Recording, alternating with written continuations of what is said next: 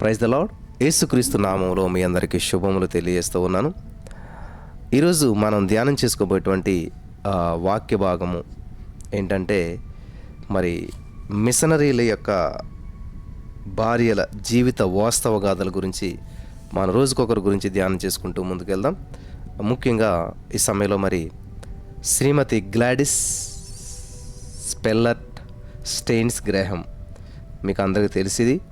అయినా సరే ఒకసారి గుర్తు చేద్దారని నేను ఈరోజు ఈ యొక్క అంశాన్ని ముందుకు తీసుకొచ్చాను.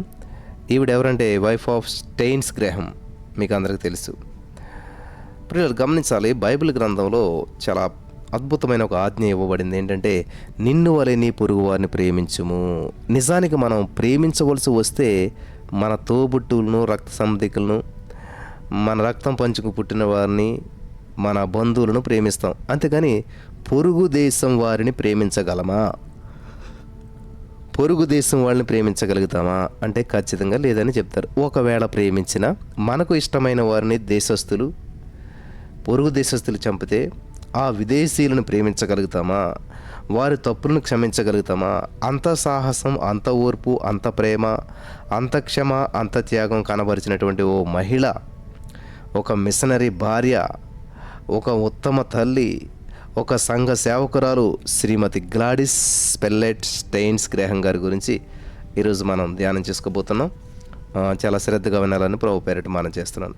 ఒక క్రూరమైనటువంటి అమానుసత్వానికి అమాయకులైనటువంటి తన ప్రియమైనటువంటి భర్తను, మరి పాలుకారే పసి వయసులో ఉన్నటువంటి ఇద్దరు కుమారులను దారుణంగా, అత్యంత పాశవికంగా, అతి కిరాతకంగా, సజీవంగా ఉన్నటువంటి వారిని ఉన్న పళంగా మంటల్లో కాల్చి చంపి ప్రాణాలు తీసినటువంటి ఈ యొక్క దేశంలో ఆ స్త్రీ తర్వాత, మరి అలా జరిగిన తర్వాత ఆ స్త్రీ ఏం చేసిందో వివరంగా చరిత్రగా మనం చదువుకుందాం.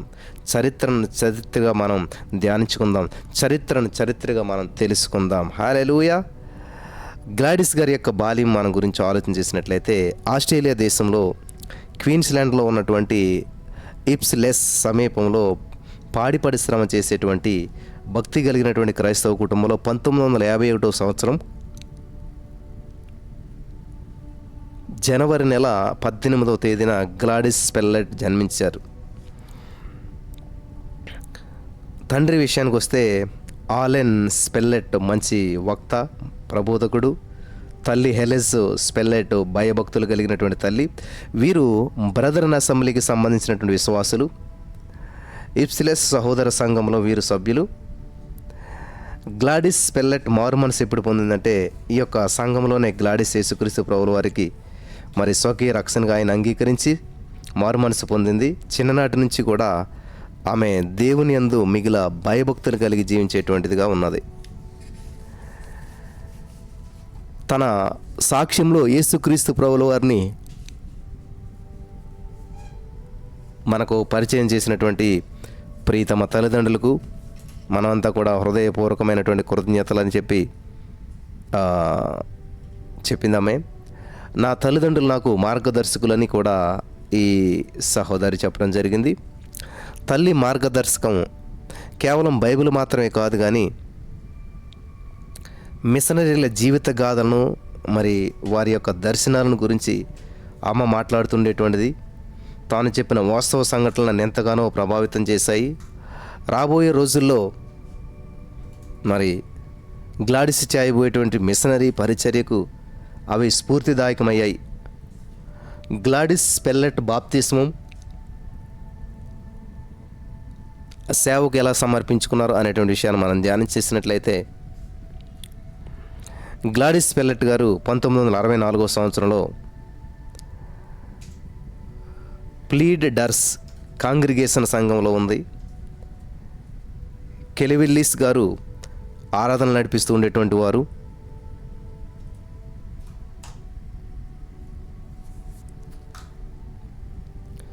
అతడు సువార్తను అనర్గళంగా విశదీకరించేటువంటి వాడు, చక్కని ప్రబోధకుడు. ఆయన వాక్యం బోధిస్తూ ఉన్నటువంటి సమయంలో దేవుడు సూటిగా ఆమెతో మాట్లాడిన ఒక అనిర్వచనీయమైనటువంటి అనుభూతి కలిగింది. ఆ సందేశం అంతా తన కొరకే అని చెప్పి ఆమె భావించింది. అప్పుడు ఆమె వయస్సు 13 సంవత్సరాలు. ఆ ప్రసంగానికి ముగ్ధురాలై జీవిస్తే ప్రభు కొరకే జీవించాలని ప్రతిజ్ఞ చేసుకుని బాప్తీసం పొందింది. బాప్తీసం అనంతరం శక్తి కలిగినటువంటి సాక్షిగా పరివర్తన చెందింది. తర్వాత నర్సుగా పరిచర్య. సంవత్సరాలు గతిస్తూ ఉండగా గ్లాడిస్ పెల్లెట్ గారు ఒక నర్స్ అయింది. ఆ ఉద్యోగంలో భాగంగా ఆమె ఆస్ట్రేలియా దేశంలో ఉన్నటువంటి అనేక ప్రాంతాలకు వెళ్ళవలసి వచ్చింది. జనరల్ నర్సింగ్, ఆమె తన జనరల్ నర్సింగ్ ఇప్సిలెస్ జనరల్ హాస్పిటల్ నుంచి పొందింది. రెండోది మిడ్వైఫరీని క్వీన్స్ విక్టోరియా హాస్పిటల్ లాంచెస్టర్ నుండి పూర్తి చేసింది. మూడోదిగా మెటర్నల్ మరియు పిల్లల ఆరోగ్య కోర్సులు పూర్తి చేసింది. ఈ కోర్సులన్నీ తన మిషనరీ సేవకు భవిష్యత్తులో తోడ్పడ్డాయి. ఇది దేవుని సంకల్పం. దేవునికి మహిమ కలుగును గాక. తన స్థానిక సంఘంలో ఉద్యోగరీత్యా ఏ పల్లెకు వెళ్ళినా, పట్టణానికి వెళ్ళినా అక్కడ దేవుని సేవను ఆమె విస్మరించలేదు. పిల్లల మధ్య, యువకుల మధ్య ఆమె పరిచర్య చేస్తూ వచ్చేది.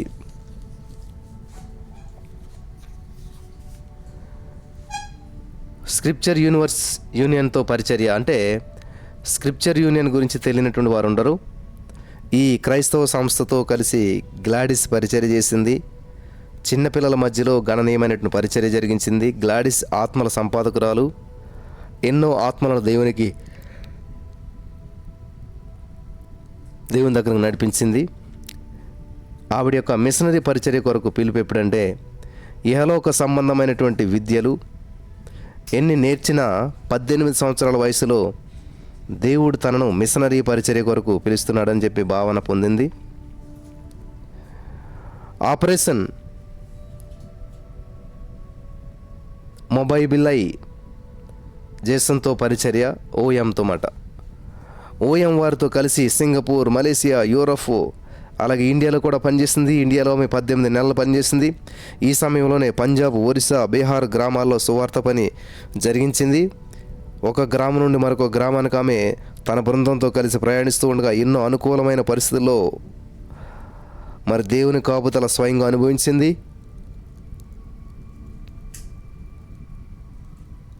ఆ అనుభవాన్ని ఎప్పుడు కూడా జ్ఞాపకం చేసుకుంటూ దేవునికి కృతజ్ఞతలు చెల్లించేది. ఒక పర్యాయం గ్లాడిస్ పెల్లెట్ 4 అమ్మాయిలతో కలిసి ఒక వాహనంలో ప్రయాణం చేస్తూ ఉండగా వాహనం పంజాబ్లో సాంకేతిక లోపం వల్ల ఆగిపోయింది. రాత్రంతా హైవే మీదనే ఆగవలసి వచ్చింది. రహదారిలో ఉన్నప్పుడు దేవుడు తన దూతలను వారి చుట్టూ కావలిగా ఉంచాడని చెప్పి విశ్వసించింది.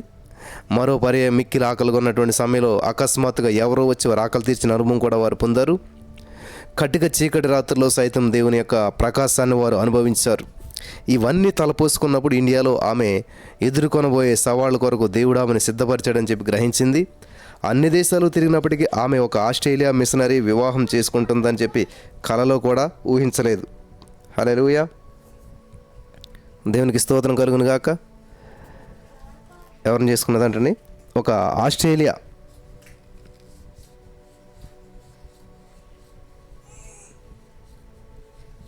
పరిచారం చేసేటువంటి ఒక ఆస్ట్రేలియా ఆయన్ని వివాహం చేసుకుంది.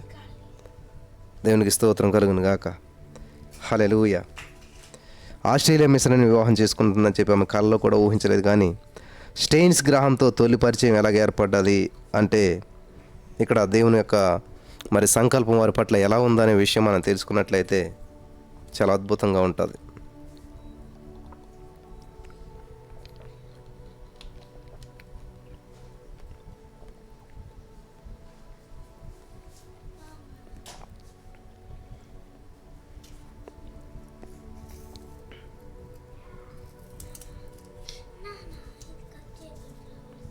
చూద్దాం. 1881 సంవత్సరం మరి ఓఎం టీంతో కలిసి దేవుని సేవ చేస్తున్న సమయంలో ఆమె బారిపద అనేటువంటి ఆ యొక్క పట్టణాన్ని దర్శించింది.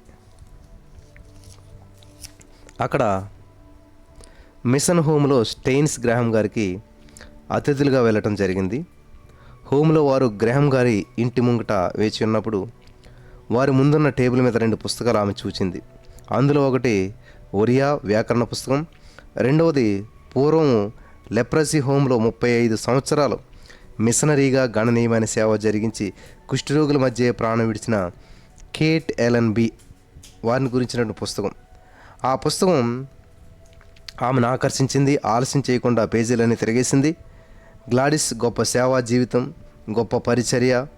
ఆస్ట్రేలియా దేశం నుంచి వచ్చి ఒంటరిగా మయూర్భంజ్ కుష్ఠరోగుల మధ్య 35 సంవత్సరాలు చిరస్మరణీయమైనటువంటి త్యాగపూరితమైన సేవ జరిగించింది. కేట్ వాస్తవ గాథ తెలుసుకొని చలించిపోయింది. విచిత్రమ ఏంటంటే కేట్ నివసించిన ఇంటిలో ఆమె కూర్చున్న స్థలంలో గ్లాడిస్ కూర్చోవడం గ్లాడిస్కు పులకరించింది. మరి ఎందరో మిషనరీల యొక్క జీవిత చరిత్రను ఆమె చదివినప్పటికీ ఎందుకో కేట్ జీవిత చరిత్ర ఆమె మనసును హత్తుకుంది, హృదయంలో చంచలనం రేపింది. మయూర్భంజ్ కొరకు దేవుడు గ్లాడిస్ను ప్రేరేపించడానికే ఆ పుస్తకం ఆమె కన్నులకు కనిపించేలా చేశాడు. కేట్ జీవిత గాథ గ్లాడిస్కు స్ఫూర్తినిచ్చింది. అలా వారు నిరీక్షించినటువంటి సమయంలో వారికి తెలిసింది ఈ ఆస్ట్రేలియా మిషనరీ బ్రహ్మచారి అని. అప్పుడు గ్రాహం గారే వచ్చి చల్లని నీళ్ళు ఇచ్చి రుచికరమైన భోజనం వడ్డించాడు. ఆస్ట్రేలియాలో మరి దేశంలో గ్రాహం గారి పట్టణానికి మరియు గ్లాడిస్ ఇంటికి కేవలం 30 కిలోమీటర్ల దూరం మాత్రమే. కానీ వారిరువురు కలుసుకునే అవకాశం ఎప్పుడూ కలగలేదు. గ్రాహం గారిని వివాహం చేసుకుంటుందని చెప్పి మరి గ్లాడిస్ ఎప్పుడూ ఊహించలేదు. ఇది అనుకోనని పరిణామం.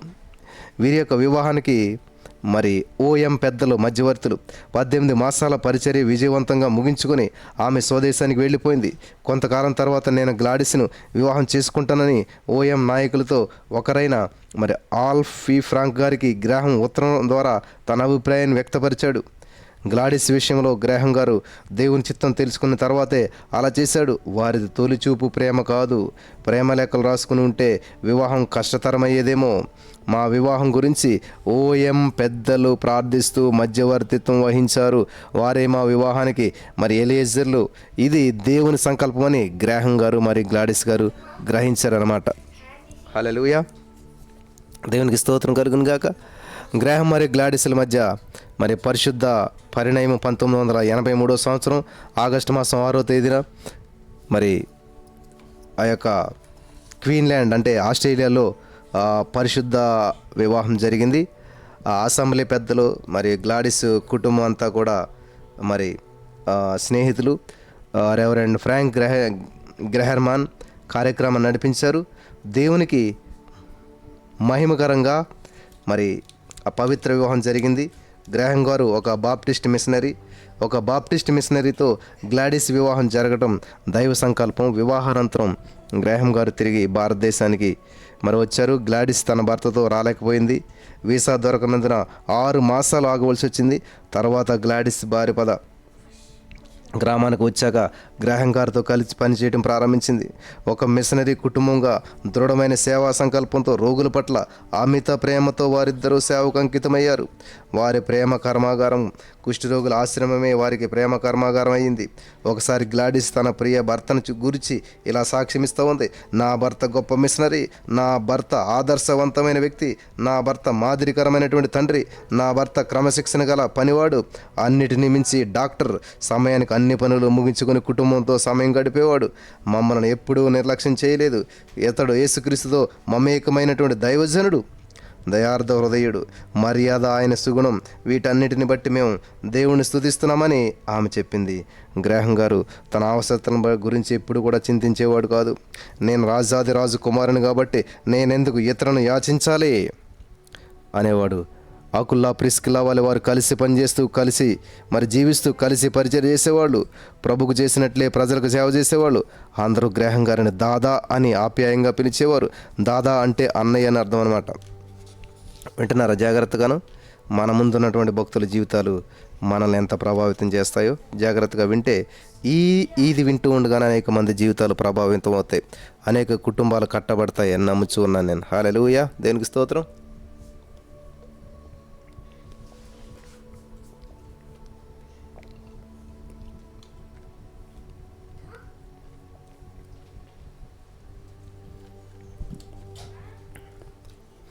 వీరికి 2 కేంద్రాలు ఉన్నాయి. ఒకటి చికిత్స కొరకు, రెండవది పునరావాసం కొరకు. తర్పీదు కేంద్రం, ఒకటి మందిరం ఉన్నాయి. మిషన్ కాంపౌండ్లో ఒక పాత ఇంటిని వారు గృహంగా మార్చుకొని అతి సామాన్యమైన జీవిత విధానాన్ని అలవర్చుకున్నారు. గర్భఫలం ఈ మిషనరీ దంపతులకు దేవుడు 3 సంతానాన్ని అనుగ్రహించాడు. ఎస్తేర్ జాయ్ జ్యేష్ఠ కుమార్తె 7వ నవంబర్ 1985లో ఆమె జన్మించింది. ఫిలిప్ గ్రాహం 31 మార్చి 1988లో జన్మించాడు. మూడవది తిమోతి హెరాల్డ్ 4th May 1992లో పుట్టాడు. వీరికి దేవుడు అనుగ్రహించిన గొప్ప బహుమానములు ఈ ముగ్గురు పిల్లలు. భారతదేశంలో మిషనరీలుగా పనిచేస్తున్న వారి పిల్లలు అందరూ కూడా తమిళనాడు ఊటీలో చదువుకుంటున్నటువంటి విషయం చాలామందికి తెలుసు. గ్రహం గారి పిల్లలు ఎస్తేర్, జాయ్ రెండవ సంతానమైనటువంటి కుమారుడు పిలుపు గ్రహములను ఊటీకి పంపించడం జరిగింది. అది ఆధ్యాత్మికమైనటువంటి క్రైస్తవ పాఠశాల. పిలుపు తండ్రిని పోలినటువంటి తనయుడు, మిషనరీ మనసున్నటువంటి మంచి బాలుడు. ఎవరన్నా అనారోగ్యానికి గురైతే ప్రత్యేక శ్రద్ధ వహించేవాడు. సెలవు నిమిత్తం ఇంటికి వస్తే తన నేస్తాలతో ఆనందంగా గడిపేవాడు. క్రికెట్ అంటే చాలా ఇష్టం. సమావేశాలకు ముందు కుర్చీలను చక్కగా అమర్చేవాడు. చిన్న కుమారుడు తిమోతి చక్కగా గాయకుడు, మంచి ఆర్టిస్ట్ కూడా. అప్పుడప్పుడు ప్రసంగ వేదికనెక్కి మరి పులిపెట్టెక్కి తన తండ్రిలాగా బోధించేవాడు. భయంకరమైన కాళరాత్రి.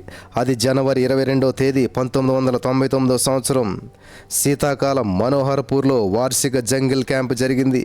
ఈ ప్రాంతంలో ఉన్నటువంటి క్రైస్తవులకు, వారి నమ్మకాలకు ఇది సామాజిక వేదిక. స్టెయిన్స్ గ్రాహం వారి కుమారులు 1 ఫిలిప్ గ్రాహం, 2 తిమోతి తండ్రితో వెళ్ళారు. ఎస్తేరు తన తల్లి దగ్గర ఉండిపోయింది. కార్యక్రమం ముగిశాక భోజనం చేశారు. అప్పటికి చాలా రాత్రైంది. మనోహర్పూర్కు కొంచెం దూరంలో చర్చికి దగ్గర ఈ కార్యక్రమం జరిగింది. చర్చి చుట్టూరా చాలామంది మరి సంతాలి తెగ నివసించేటువంటి చిన్న చిన్న కుటీరాలు ఉన్నాయి. బాగా చీకటి పడింది. ఆ రాత్రి వ్యాగన్ అంటే ఆ జీప్లో ముగ్గురు నిద్రించారు. ఇది వారి జీప్లో నివసించడం వారి మిషనరీ సేవలో ఒక భాగం. కొన్ని పర్యాయములు ఆ ప్రాంతంలో వారికి సౌకర్యాలు తక్కువగా ఉండేవి. వాహనంలో నిద్రించడం సర్వసాధారణం. పిల్లలు నిద్రకు ఉపక్రమించారు. వారికి చలిగాలుడు తగలకుండా దుప్పట్లతో కప్పివేసి తాను కూడా ఆ జీప్లో నిద్రించాడు. అది చివరి నిద్ర అని చెప్పి, అది శాశ్వత నిద్ర అని చెప్పి వారికి తెలీదు. చిమ్మ చీకటి ఛేదించుకుంటూ పెద్ద పెద్ద అరుపులు, ధ్వనులు, చిందులు, కాగడాలు, కర్రలతో ఒక గుంపు జీపును చుట్టుకున్నారు. సుమారు 50 నుండి 60 మంది ఆ జీపును చుట్టుముట్టారు. గ్రహం ఉలుక్కుబడి లేచి చూశాడు. వారంతా సంతాలి తెగ యువకులు. ఆ గుంపు నాయకుడు దారాసింగ్ అలియాస్ రబీం పాల్ సింగ్ అనమాట. అతడు కరుడు కట్టినటువంటి నేరస్తుడు. అతని మీద 9 కేసులున్నాయి. పోలీసు డిపార్ట్మెంటుకు అతడు నేరగానిగా చిరపరిచయుడు. గ్రాహం గారు పారిపోకుండా తన గొడ్డలతో టైర్ల గాలి తీసేశారు. ప్రియులు గమనించాలి, గ్రాహం గారు ఎక్కడికి పారిపోతాడో కారు స్టార్ట్ చేసుకుని చెప్పి ఆ ముందు గ్రాహం గారి యొక్క కారు ఆ యొక్క టైర్లను గొడ్డలతో గాలి తీసేశారు. మారో మారో అంటే చంపండి చంపండి అని కేకలు వేస్తూ అద్దాలను పగలగొట్టారు. పిల్లలను చితకబాదారు. దారాసింగ్ బజరంగ దళ నాయకుడు. ఇంతకు పూర్వం ఒక పాస్టర్ను, ఒక చర్చి ఫాదర్ను దారుణంగా హత్య చేశాడు. సజీవ దహనం. 1999 జనవరి 22వ తారీఖు అర్ధరాత్రి వేళ సుమారు 12:20 జీపు క్రింద గడ్డి వేసి జీపును అందులో ఉన్నటువంటి 3 పిల్లల్ని సజీవ దహనం చేశారు. ఎవరైనా వచ్చి సహాయం చేస్తారేమని చెప్పి మరి ఇళ్ల తలుపులకు గుళ్ళలు పెట్టారు. ప్రశ్నించడానికి వచ్చిన వారిని బెదిరించారు. దారాసింగ్ జిందాబాద్ జిందాబాద్ అనే కేకలు ప్రతిధ్వనించాయి. స్టెయిన్ గ్రాహం గారు, వారిరువురు కుమారులు మంటలకు ఆహుతయ్యారు. గ్రాహం మరణ సమయంలో తన 2 కుమారులను కౌగులించుకొని 3 కలిసి మహిమలో ప్రవేశించారు. మిసాయేల్ హస్తా. ఈ మరణకాండకు ప్రత్యక్ష సాక్షి గ్రాహం గారి డ్రైవర్ మిసాయేల్ హజ్రా. ఈయన 20 సంవత్సరాలుగా గ్రాహం గారి డ్రైవర్గా పనిచేస్తున్నాడు. స్టెయిన్స్ హజ్రాను కొడుకులా చూసుకునేవాడు.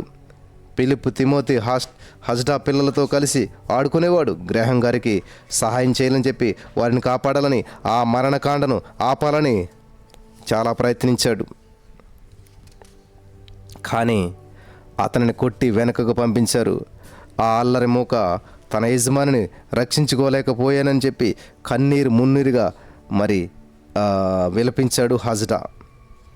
సమాధి కార్యక్రమం. మరణవార్త విని శ్రీమతి గ్లాడిస్ స్పృహ కోల్పోయింది. మమ్మీ, నీవు నేను మాత్రమే మిగిలిపోయామని చెప్పి ఎస్తేర్ తన తల్లితో అంది. కటక్ పట్టణంలో శవ పరీక్షలు ముగిశాక అందమైనటువంటి పుష్పాలతో మరి కాఫిన్ బాక్స్ని చక్కగా అలంకరించారు. పట్టణంలో ఉన్నటువంటి షాపులన్నీ స్టెయిన్స్ గారికి గౌరవార్థం మూసివేశారు. అధికారులు, YMCA పెద్దలు, నాయకులు భూస్థాపన కార్యక్రమంలో పాల్గొన్నారు. అంతా ప్రశాంతతం. ఏ చడి చప్పుడు లేదు.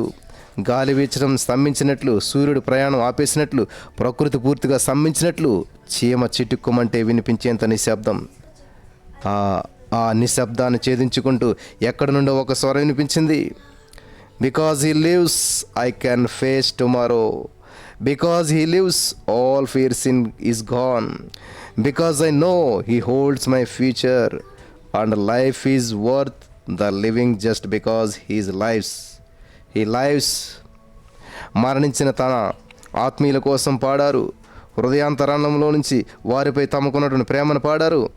ఈ శ్రావ్యమైనటువంటి స్వరం ఎవరిదో కాదు, స్వయాన గ్లాడిస్, ఆమె కుమార్తె ఎస్తేర్ స్టెయిన్స్ స్వరాలు. అందరి హృదయాలు చలించిపోయాయి.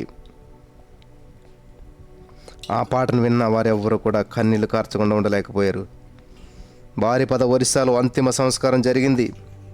హతసాక్షులు గ్రాహం గారు తన ఇరువురు కుమారులు యేసు శిష్యులైనటువంటి పేతురు, యోహాను, యాకోబుల వలె హతసాక్షులయ్యారు. ఇక్కడ ఒక విషయం గుర్తు చేయాలని చెప్పి ఆశపడుతూ ఉన్నాం. గ్రాహం గారికి పుస్తక పఠనం అంటే చాలా ఇష్టం.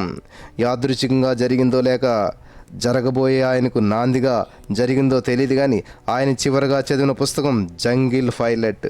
ఇది హతసాక్షుల జీవిత చరిత్ర.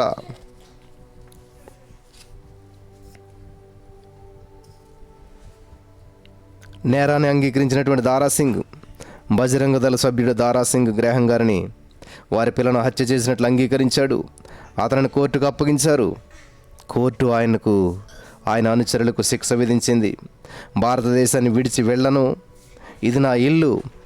ఇప్పుడు మీరు భారతదేశాన్ని విడిచి ఆస్ట్రేలియా దేశానికి వెళ్ళాలని తలంచుచున్నారా అని పాత్రికేయులు శ్రీమతి గ్లాడిస్ను అడిగినప్పుడు ఆమె ఇలా సమాధానం ఇచ్చింది.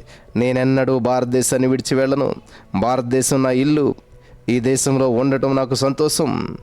నా భర్త, నా పిల్లలు ఈ దేశం కోసం తమ ప్రాణాలు అర్పించారు. ఆమె ఇలా తన మనసులో అనుకుంది. తను చేయవలసినటువంటి సేవను ఏ సంఘటన చివరికి ఆత్మీయులను కోల్పోయినా చలించనని ఆమె మనసులో అనుకుంది. ఆ విధంగానే నడుచుకుంది. క్షమా హృదయం కలిగినటువంటి గ్లాడిస్ స్టెయిన్స్, నా భర్త పిల్లల విషయంలో నాకు బాధ ఉంది. నా భర్త పిల్లలను చంపినటువంటి వారిని క్షమిస్తున్నాను. వారి పట్ల నాకు ఏ ద్వేషం కానీ కోపం కానీ లేదు. యేసుక్రీస్తు మాత్రమే వారి పాపాలను క్షమించగలడు. యేసు వారిని ప్రేమిస్తున్నాడు. భారతీయులందరినీ యేసు ప్రేమిస్తున్నాడు. యేసులా మనం కూడా ఇతరులను ప్రేమిద్దాం అని గ్లాడిస్ చెప్పింది. ప్రేమకు క్షమకు ఒక క్రొత్త నిర్వచనాన్ని ఇచ్చింది. గ్రాహం స్టెయిన్ గారి పెద్ద అన్నయ్య జాన్ దుఃఖంలో ఆస్ట్రేలియాలో ఉన్నటువంటి బ్రిస్బెయిన్ పట్టణం నుంచి ఆయన మాట్లాడుతూ నా తమ్ముడిని చంపిన హంతకులను శిక్షించవద్దనే సందేశాన్ని పంపాడు. రాష్ట్రపతి కేఆర్ నారాయణ్ కాల పరీక్షకు నిలిచినటువంటి సహనాన్ని, సామరస్యాన్ని గండుకొట్టే మరపురాని భయానక నేరం ఇది. ఈ హత్యలు ప్రపంచం చూచినటువంటి ఘోరాతి ఘోరమైనటువంటి నేరాల జాబితాలో చేర్చవలసింది అని అన్నారు ఆయన. ప్రధానమంత్రి అటల్ బిహారీ వాజ్పేయి నా తల అవమానంతో కుంగుతున్నది అని వాపోయాడైన. మయూర్భంజ్ జిల్లా కలెక్టర్ ఆర్ బాలకృష్ణన్ మాడి మసైపోయినటువంటి ఈ ముగ్గురి మృతదేహాలను చూశాక నాకు జీవించాలనే కోరిక నశించింది అని ఆయన అన్నాడు. రూబెన్ బెనర్జీ పత్రికా విలేకరి మళ్ళీ ఎన్నడూ ఇటువంటి దారుణ సంఘటన గురించి రాసే పరిస్థితి రాకూడదని నేను దేవుని కోరుకుంటున్నానన్నారు. శ్రీమతి గ్లాడిస్ గ్రాహంకు లభించిన పురస్కారాలు 2004లో క్రిస్టియానిటీ టుడే ఈ మహిళను మదర్ తెరిసా తర్వాత భారతదేశంలో బాగా తెలిసిన క్రైస్తవురాలుగా అభివర్ణించింది. దేవునికి మహిమ. 2005 సంవత్సరంలో గ్లాడిస్ భారత ప్రభుత్వం నుండి పద్మశ్రీ పురస్కారం అందుకుంది. అప్పటి ప్రధానమంత్రి మన్మోహన్ సింగ్ నేతృత్వంలో ఇది జరిగింది. 20 సంవత్సరాల భారతదేశంలోనే ఉంది. తన భర్త చనిపోయినటువంటి 20 సంవత్సరాల వరకు ఆమె భారతదేశంలోనే పరిచర్య చేసింది. తర్వాత ఆమె స్వదేశానికి వెళ్ళి ఒక నర్సుగా, అమ్మమ్మగా నూతన జీవితాన్ని తిరిగి ప్రారంభించింది. శ్రీమతి గ్లాడిస్ ఇప్పుడు ఎక్కడుంది అంటే పెద్దల సలహా మేరకు మనోహర్పూర్ లాంటి చీకటి రాత్రిని మళ్ళీ చూడకూడదు. గ్లాడిస్ స్టెయిన్స్ మరియు ఆమె కుమార్తె ఎస్తేర్ స్టెయిన్స్ 1999లో తన భర్త, ఇరువురు కుమారులు మరణించిన తర్వాత ఆస్ట్రేలియాలో ఉన్నటువంటి టోనెస్ విల్లేకు వెళ్ళారు. ఇప్పుడు ఎస్తేరు వైద్యురాలు, 5 పిల్లలకు మాతృమూర్తి.